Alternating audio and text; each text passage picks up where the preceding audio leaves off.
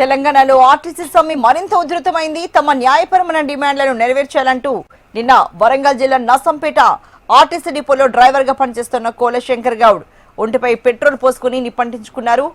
తీవ్ర గాయాల పాలైన అతన్ని ముందు స్థానిక ఆసుపత్రికి తరలించారు. అయితే అప్పటికే అతని పరిస్థితి విషమంగా ఉండడంతో హైదరాబాద్ లోని అపోలో డిఆర్డీఓ ఆసుపత్రికి తరలించి చికిత్స అందిస్తూ ఉండగా అర్ధరాత్రి 2:30 గంటల సమయంలో శంకర్ గౌడ్ మరణించారు.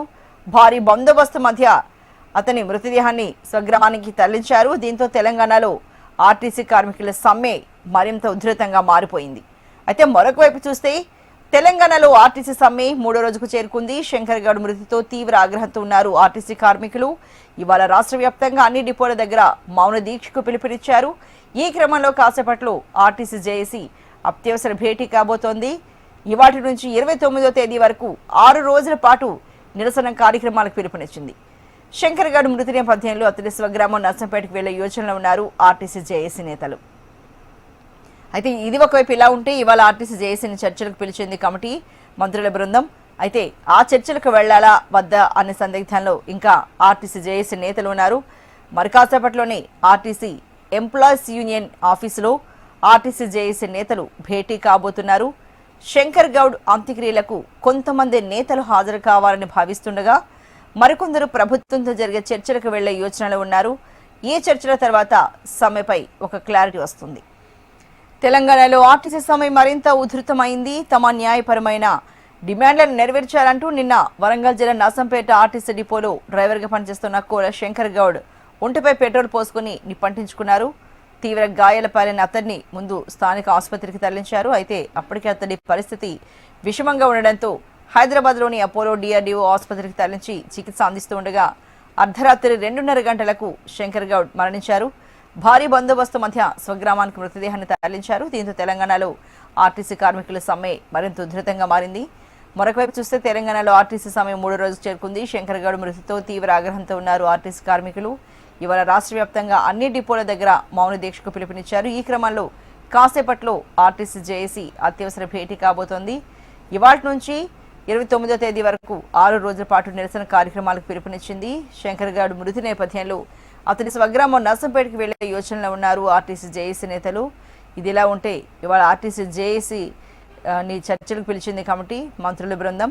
అయితే ఆ చర్చలకు వెళ్లాలా వద్దా అనే సందిగ్ధంలో ఆర్టీసీ జేఏసీ నేతలు ఉన్నారు. మరికాసేపట్లోనే ఆర్టీసీ ఎంప్లాయీస్ యూనియన్ ఆఫీసులో ఆర్టీసీ జేఏసీ నేతలు భేటీ కాబోతున్నారు. శంకర్ గౌడ్ అంత్యక్రియలకు కొంతమంది నేతలు హాజరు కావాలని భావిస్తుండగా మరికొందరు ప్రభుత్వంతో జరిగే చర్చలకు వెళ్లే యోచనలో ఉన్నారు. అయితే ఈ చర్చల తర్వాతే సమ్మెపై ఒక క్లారిటీ వస్తుంది.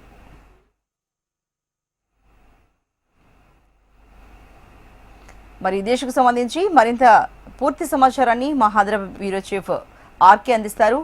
ఆర్కే, మరి ఆర్టీసీ సమ్మె ఇవాళకి చూసుకుంటే 3వ రోజుకు చేరుకుంది. కానీ ఇప్పటికే మరి శంకర్ గౌడ్ అనే ఆర్టీసీ కార్మికుడు ఆత్మహత్య యత్నానికి పాల్పడ్డాడు. ఆయన మరణించారు కూడా. దీంతో సమ్మె మరింత ఉద్రిక్తమయ్యే సూచనలు అయితే కనిపిస్తున్నాయి. మరి ఇవాళ మంత్రుల బృందం కమిటీ వీళ్ళని ఆర్టీసీ జేఏసీ నేతలను చర్చలకు పిలిచింది కదా, మరి చర్చలు ఎలా ఉండబోతున్నాయి అనిపిస్తోంది? మరి ఏం జరగబోతోంది ఆర్కే? అర్చన, ఏదైతే ఆర్టీసీ కార్మికుల సమ్మె 3వ రోజుకైతే చేరుకోవడం జరిగింది. అయితే మొదటి రోజు బస్సెస్ తిరగడం పెద్దగా ఎఫెక్ట్ కనిపించలేదు. కానీ నిన్న వచ్చేసరికి మాత్రం 3 కార్మికులు ఆత్మహత్య యత్నం చేయడంతో ఒక్కసారిగా కూడా కార్మికుల్లో ఆవేశం రగులుతోంది. అదే సమయంలో ప్రభుత్వం కూడా ఈ దిద్దుబాటు చర్యలను అయితే ప్రారంభించడం జరిగింది. దీనికి సంబంధించి ఈ రోజు 10 గంటలకు ముందుగా కమిటీ ఏదైతే ఉందో 3 ఐఏఎస్లు అలాగే ఆర్టీసీ ఎండీ నాగిరెడ్డి నలుగురుతో కలిపిన కమిటీ ఏదైతే కమిటీ ముందుగా జేఏసీతో సమావేశం అవడం జరిగింది. జేఏసీకి సంబంధించి ప్రభుత్వం నుంచి ఎలాంటి హామీ వచ్చింది, నిన్న కేబినెట్ లో ఏ అంశాలను చర్చించారు, ఈ అంశాలన్నిటిపైన కూడా పూర్తి స్థాయిలో కార్మికులు జేఏసీ ఎవరైతే ఉన్నారో జేఏసీకి అయితే చెప్పడం జరిగింది. అది ముగిసిన తర్వాత అక్కడి నుంచి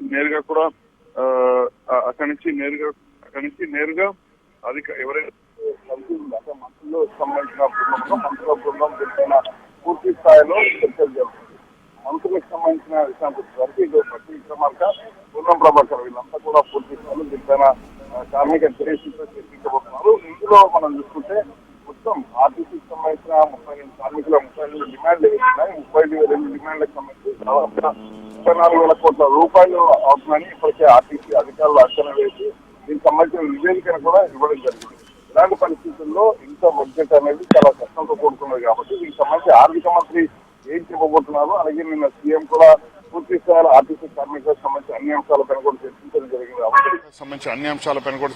జరిగింది కాబట్టి ఈ రోజు ఏం చర్చలు ఉండబోతున్నాయి అనేది కొంత ఆసక్తికరంగా మారింది. మరోవైపు నిన్న శంకర్ గౌడ్ ఆత్మహత్యయత్నం చేయడం, ఆయన చనిపోవడం, ఈ రోజు ఉదయం సమయంలో ఆయన స్వగ్రామానికి కూడా తరలించడం జరిగింది. మరి కాసేపట్లో ఎంప్లాయీస్ యూనియన్ కార్యాలయంలో కూడా సమావేశం జరగబోతుంది. ఈ సమావేశం చాలా కీలకమైందని చెప్పాల్సి ఉంటుంది. ఎందుకంటే మరి కాసేపట్లో ఆర్టీసీ కార్మికులతో చర్చలు ప్రారంభమవుతున్న నేపథ్యంలో ఇప్పుడు ఈ చర్చలు అనేవి చాలా కీలకంగా మారబోతున్నాయి. ఒకసారి ఈదురు వెంకన్న గారు ఉన్నారు. ఒక్కసారి మాట్లాడించే ప్రయత్నం అయితే చేద్దాం. ఈదురు వెంకన్న గారు ఉన్నారు, ఒకసారి మాట్లాడించే ప్రయత్నం చేద్దాం. అన్న, ఏంటి ప్రధానంగా నిన్న శంకర్ గౌడ్ చనిపోవడం కానీ ఈ విషయాలన్నీ, అలాగే మరి కాసేపట్లో చర్చలు కూడా ప్రారంభమైతే ఎలా ఉండబోతుంది? చాలా బాధాకరం, చాలా దురదృష్టకరం. మా తోటి కార్మికుని కోల్పోవడం చాలా బాధగా ఉంది. భారమైన హృదయంతో, బాధాదప్త హృదయంతో మేము మాట్లాడుతున్నాం. తీరని లోటు ఇది ఆ కుటుంబానికి. ఆ కుటుంబం అంతా సరే, ఇప్పుడు చనిపోయిన వ్యక్తిని మేము తీసుకురాలేం, కానీ ఆ కుటుంబము చాలా అగాధంలో పడిపోయింది, తోడు లేకుండా అయిపోయింది, ఒక పెద్ద దిక్కును కోల్పోయింది. కాబట్టి ఆ కుటుంబం ధైర్యంగా ఉండాలని చెప్పేసి జేసీగా ఆ కుటుంబానికి న్యాయం జరిగే విధంగా ప్రభుత్వంతో మేము మాట్లాడతాము. సరే, ఏమైనా ఆయన ఆ మరణం పట్ల దిగ్భ్రాంతి వ్యక్తం చేస్తూ, విషాదాన్ని వ్యక్తం చేస్తూ, తీవ్ర సంతాపాన్ని వ్యక్తం, వారికి అశ్వ నివాళులు అర్పిస్తూ, జోహార్లు అర్పిస్తూ, ఎవరు కూడా ఇలాంటి పరిస్థితి ఆర్టీసీలో జరగకూడదు, ఇంకెవరు కూడా చేసుకోకూడదు, ఇదే చివరి ఘటనగా కావాలని చెప్పేసి నేను జేసీ చైర్మన్ గా కార్మిక వర్గానికి నేను విజ్ఞప్తి చేస్తున్నా. ఇప్పుడు చర్చలకు వెళ్ళబోతున్నారా, ఎలా ఉండబోతుంది ప్లాన్? మేము చర్చలకు వెళ్ళాము. అక్కడ సెకండరీ నాయకత్వాన్ని, అక్కడ ఉన్నటువంటి వాళ్ళందరినీ అక్కడికి పొమ్మని చెప్పడం జరిగింది. మేము కూడా ఈ చర్చలలో పాల్గొని ఆ కుటుంబానికి సంబంధించినటువంటి న్యాయం జరిగే విధంగా ప్రభుత్వ పెద్దలతో మాట్లాడే ప్రయత్నం చేస్తామని చెప్పేసి, అదేవిధంగా ఏదైతే ఆశయ సాధన కోసం కార్మిక వర్గం అంతా ఎదురు చూస్తుందో, ఈ అమరుల ఆశయ సాధనకు సంబంధించినటువంటి అంశాలను కూడా ఈరోజు ప్రభుత్వం దగ్గర వాళ్ళ ముందు పెట్టి వాటిని పరిష్కారం చేసే దిశగా కూడా మేము తీవ్ర ప్రయత్నం చేస్తామని చెప్పి కూడా ఈ కార్మిక వర్గానికి తెలియజేస్తున్నాం. మొత్తానికైతే ఆర్టీసీకి సంబంధించిన జేఏసీ పూర్తి స్థాయిలో సిద్దమైంది. మరి కాసేపట్లో జేఏసీ సమావేశం జరగబోతుంది. జేఏసీ సమావేశంలో చాలా కీలకమైన అంశాలను ప్రస్తావించబోతున్నారు. ఎందుకంటే మొత్తం 32 డిమాండ్లను ఇప్పటికే పెట్టడం జరిగింది. వీటితో పాటు ప్రధానమైన 3 డిమాండ్లు ఏవైతే ఉన్నాయో వాటి విషయంలో ప్రభుత్వం ఎలాంటి నిర్ణయం తీసుకుంటుంది, ఆర్థిక శాఖ మంత్రితో భేటీ కాబట్టి పూర్తి స్థాయిలో ఆయన చర్చించే అవకాశం ఉంటుంది. కాబట్టి దాదాపుగా ఈ రోజు సమ్మెకు సంబంధించిన ఏవైతే డిమాండ్లు పట్ల ప్రభుత్వం సానుకూలంగా ఉంటే మాత్రం సమ్మెకి ఈ రోజు కాల్ ఆఫ్ చేసే అవకాశం ఉంటుంది. కాకపోతే దీనిపైన క్లారిటీ ఉంటేనే సమ్మె నుంచి కాల్ ఆఫ్ చేస్తాం, లేదు అంటే మాత్రం ఎట్టి పరిస్థితుల్లో చేయమనేది జేఏసీ అయితే చాలా స్పష్టంగా చెప్తోంది. ఏదేమైనా కూడా మరి కాసేపట్లో చర్చలు అయితే ప్రారంభం కాబోతున్నాయి. చర్చల తర్వాత మనకు సమ్మె పైన కూడా ఒక క్లారిటీ వచ్చే అవకాశం ఉంటుంది. మీరు చెప్పినట్టుగా మరి కాసేపట్లో చర్చలు జరగబోతున్నాయి, దాని తర్వాతనే క్లారిటీ. కాకపోతే 32 డిమాండ్లు, ఈ 32 డిమాండ్లలో 29 డిమాండ్లకు ప్రభుత్వం సానుకూలంగానే ఉందని మంత్రి పొన్నం కూడా చెప్పడం జరిగింది ఇంతకుముందు. అంటే కానీ వీటి విలువ, మొత్తం 32 డిమాండ్ల విలువ 35,000 కోట్లని కూడా చెప్తున్నారు. అయితే మిగిలిన 3 డిమాండ్లు ఏంటి, ఎందుకు ఆ 3 డిమాండ్ల దగ్గర ఇలా పేటముడు ఉంది, ఏంటి అసలు ఆ ప్రధాన డిమాండ్లు ఏంటి ఆర్కే? రైట్ అర్చన, ప్రధానంగా మొత్తం 32 డిమాండ్లు ఉన్నప్పుడు కూడా మిగతా డిమాండ్ అన్ని చాలా చిన్న చిన్నవే, వాటి వల్ల పెద్దగా ఇబ్బంది ఉండదు. అది ఆర్టీసీ ఎండీ స్థాయిలోనే పరిష్కారం అవుతాయి. కానీ ప్రధానమైన డిమాండ్ వచ్చేసరికి గతంలో ఆర్టీసీని ప్రభుత్వంలో విలీనం చేయడం అనేది చాలా ప్రధానమైన డిమాండ్. బీఆర్ఎస్ హయాంలోనే దీనికి శంకుస్థాపన పడింది. దాదాపుగా గవర్నర్ కూడా ఆమోదం తెలపడం జరిగింది. ఆ తర్వాత అపాయింట్మెంట్ దగ్గరకు వచ్చేసరికి అప్పుడు ప్రభుత్వం తన అధికారాన్ని కోల్పోవడం, కొత్తగా కాంగ్రెస్ ప్రభుత్వం రావడం జరిగింది. కాంగ్రెస్ ప్రభుత్వం అధికారంలోకి వచ్చిన వెంటనే తాము ఆర్టీసీ కార్మికుల్ని ప్రభుత్వంలో విలీనం చేస్తామని చెప్పడం జరిగింది. అయితే ఆ తర్వాత దాదాపు 2.5 ఏళ్ళైంది, ఇప్పటి వరకు కూడా కలపలేదు. అదొక ప్రధానమైన డిమాండ్. రెండో డిమాండ్ వచ్చేసరికి 2019లో ఆర్టీసీ కార్మిక సంఘాలన్నింటినీ కూడా అసలు కార్మిక సంఘాలే లేవు అంటూ కూడా అప్పట్లో కేసీఆర్ మొత్తం కార్మిక సంఘాలన్నింటినీ కూడా బాయ్కట్ చేయడం జరిగింది. దీని తర్వాత అక్కడ ఒక్క కార్మిక సంఘం అనేది కూడా లేకుండా పోయింది.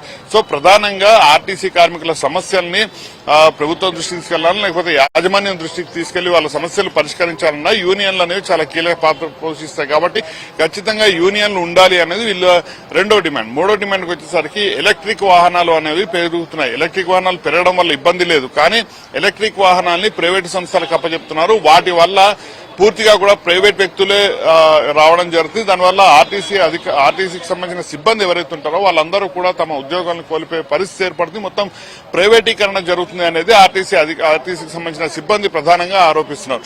దీన్ని ఆర్టీసీ అధికారులు అయితే కొట్టిపారుస్తున్నారు. కాకపోతే అది మూడో ప్రధాన డిమాండ్ ఉంది. ఇక నాలుగోది వచ్చేసరికి పీఆర్సీ. ఈ 4 అనేవి చాలా కీలకమైన డిమాండ్లు. పీఆర్సీ అనేది వాళ్ళకి పీఆర్సీ ఇవ్వట్లేదు కాబట్టి పీఆర్సీ పైన కూడా ఒక క్లారిటీ ఇవ్వాల్సిందేనంటూ వాళ్ళు పట్టుబడుతున్నారు. అయితే మనకు అందుతున్న సమాచారం మేరకు ఆర్టీసీలో విలీనం మినహా మిగతా అన్ని సమస్యలపైన కూడా ప్రభుత్వం సానుకూలంగా ఉంది. ఆర్టీసీ విలీనానికి సంబంధించి మరికొంత సమయం కూడా కోరే అవకాశం ఉంటుంది.